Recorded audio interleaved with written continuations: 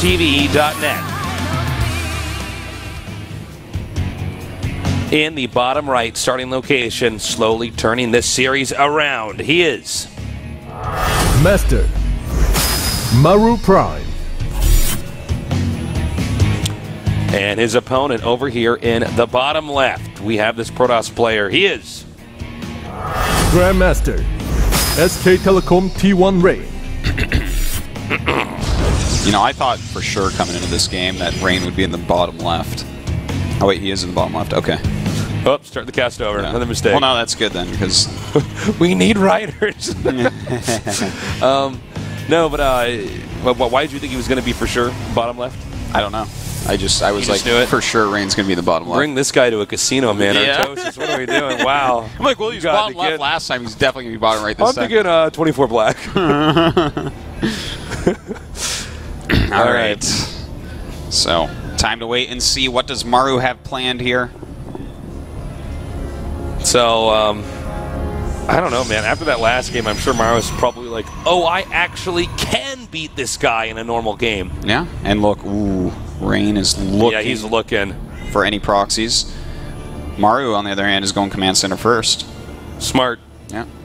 Because it's to be expected that Rain would check for proxies. And he's checking so heavily for proxies that he can't even do the thing where you don't get your core when he scouts command center first, because he's going to scout it too late. So this is what Rain oftentimes does. He's going to take the worst end of it. If you sent that probe straight, he slows down the mining of Maru and gets a way quicker Nexus.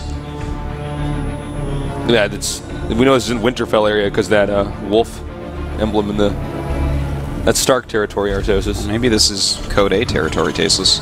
Oh yeah, it could be Wolf. Yeah. The caster. Wolf the caster, it could be. This is his map. Wolf was like, and put a big wolf picture right there in the middle so they know it's mine. Terran emblem because I'm a human. I don't want them to be confused. I'm not actually a wolf. So we got double barracks after command center, which is everything's very standard so far. Yeah, that's exactly what you'd expect to see. And, well, Rain is just going to throw up his Nexus in a moment here. I got a question for you. What was your first StarCraft tournament that you went to live? My first one live was... And how old were you? Game Fix Million Man Land in Kentucky in 2002? Or, yes, 2002. So that was 11 years ago. So wow. I guess I was 19. Wow. Yeah. That was your first tournament? Didn't you go to a WCG qualifier before that? No, this was like a few months before those. I went to first tournament I went to. I think I was 16 or something. Yeah. It was like in a Koreatown in LA. Yeah. Upgrade. First of all, I went there with my mom. Was like, I'm not going to let you go, and I have to go with you. Or I think it was 15 actually, and I'm like, oh god, like people are going to see that I have a mom. People will know I have a mom, like, because that's what you do when you're 16. You're like, oh no, people know I have a mom now. Like somehow this is really embarrassing. I don't know why. People are gonna think I'm a liar because I've been telling them I'm an orphan. Exactly. You know what I'm talking about? Though, like your mom like has to go to school for something. You're like, oh my god, my mom's here. You like can't even like talk to her. I'm so embarrassed. Then the reason why I'm bringing this up is oh wait. This is huge. This is my story is not important right now. He saw it. Okay, so see, this is the type of greedy play I was talking about scout. before. But nice scout there by Rain. Yeah. But imagine when you went to that first tournament, if you were instead in the finals of the biggest tournament in the world right now, like Maru is. Yeah, think about that. Because you were about that age. That's the age I was. It's crazy. It was a different time back then, man. I remember this. I forget what this guy's ID was, but this is my first time seeing how people behave at tournaments. Yeah. You know, some people are like really serious. Some people are kind of happy-go-lucky. But this kid was like playing this match in like round of 32, and you know there's always people around because it's in the land, so you got this big audience around you watching. And this kid gets scouted, or he gets proxied, and then like realizes halfway through that he's being proxied, and he starts screaming his head, and he goes, "I knew it! I knew it!" He's like going crazy, and I'm like, funny. whoa, like he's like. He was muttering to himself the whole time. Yeah. It was awesome. That's pretty funny. Yeah. Well, it's just so funny because, like, I don't know. It's just really funny to me. So we actually have, because Rain scouted how greedy Maru is doing. And the thing is, that scout should not have been able to see quite that far in. He may have been able to figure out anyways from the lack of gas. But the fact that his mothership core got to go over and see completely what was going on helped him a lot on the way to his decision here, which is he's going for an Immortal Sentry push, yeah. Like this is... He has to go over there and do a lot of damage with this Tasteless.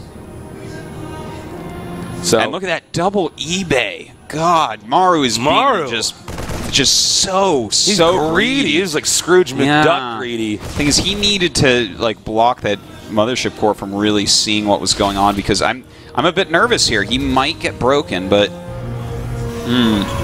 we'll see. He is making a lot of bunkers. If he holds this, though, he's going to be in great shape. All right, nice. He's pulled the chrono boost so he can chrono out on those gateways. This is going to be pretty tough for the Terran to hold, but if he gets these 4 bunkers up just in time, I think he's actually going to get all 4 of those bunkers up, actually, just in time. Looks like it just about. Even more bunkers on the way. He's trying to repair right now. Doing a great job with the repairing on that front bunker. Does actually eject and gets a lot of those Marines out alive. And look at this. A good hold so far. All right, he needs to warp in another wave of Zealots here and try to attack again. Oh, he's out of sentry energy. Uh-oh, he has to warp in some sentries, that means. Oh, Tasteless, this is not good for Rain, actually. What a shocker. It's actually possible that Rain is going to lose this series. It is. I can't believe it. Okay, so he's got the SCVs parked over here, and they are ready to repair, but you know, the real question is, if this doesn't work for Rain, can he transition out of this? Well, he doesn't.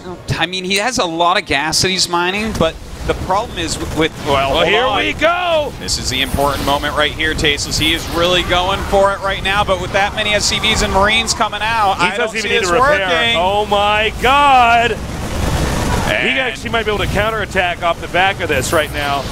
Oh my, unbelievable! Even has stim at this point, and that is that. Let's take a look at what damage. Pretty much be the end there. I mean, when Protoss invests that much into this specific attack that does basically nothing. He killed 12 SCVs, but right now it's 46 probes to 45 SCVs, where there's 3 command centers dropping mules. He's got 1-1 in stim against a Protoss player that has absolutely 0 splash damage. Like, this is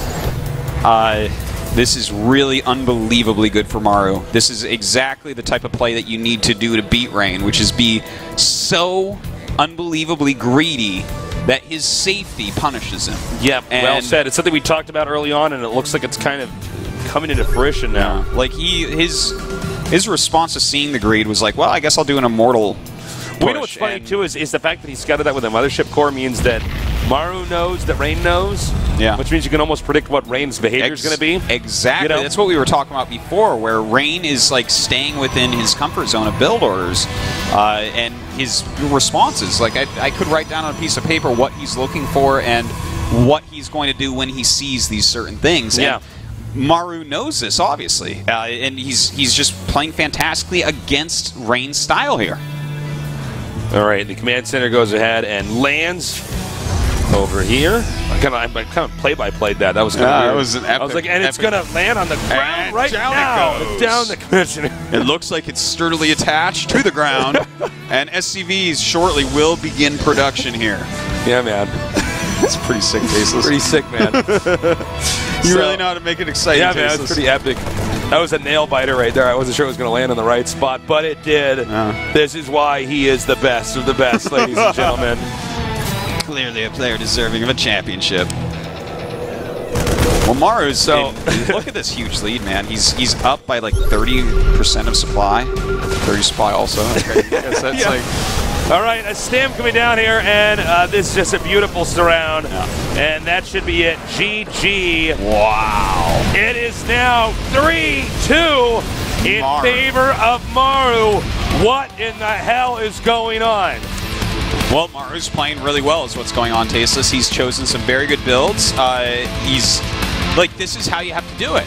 He's mixing it up. He's done the proxy 2-racks. He played a standard game on the map that was probably going to be best for him and got Rain when Rain got out of position a bit. And then here, he just went super duper greed mode because he knows that Rain doesn't open up. Like, if Rain had opened up thinking I'm going to Immortal push or something like that, maybe he breaks him, or maybe if he, you know, if he was like a different Protoss, is what I'm saying, that would have been much riskier than it was. Yeah. Like if Maru was against Parting, that's probably not the best build to do. You know what? I got to say, Maru has got a very good handle on his opponent. The way his opponent plays, everything. You can see now, actually, we got the coach here. People really trying to keep Rain calm. This has got to be stressful. And you know who he's probably feeling like right now? Probably feeling a little bit like Innovation right now. Yeah. You know, Innovation was playing the booth like, what? Is this not a mistake? Am I actually going to lose this? Like that's how Maru makes people feel like that, I guess. He goes through great players and makes them be like, what is going on here? Why am I losing to him? Yeah. But he's playing fantastically, Tasteless. Like, that's the one thing you just have to give a lot of credit to Maru for. The way that he has so many different strategies that he's busting out. He's doing absolutely anything to win, and it's working out very well so far. Yeah, unexpected results so far today. Again, a lot of people really feeling like Maru's win against Innovation a fluke, perhaps instead. Some of the best planning ever for a best of 7, and it looks like we might be seeing that again here today. Certainly could be. I believe our next map, our next map is Whirlwind. So that's a good map for Maru as well. Yeah, that's a really good map for Maru. You know actually. What does he go for here? Do you think? Does he go just standard? I think he goes just standard play actually. Okay.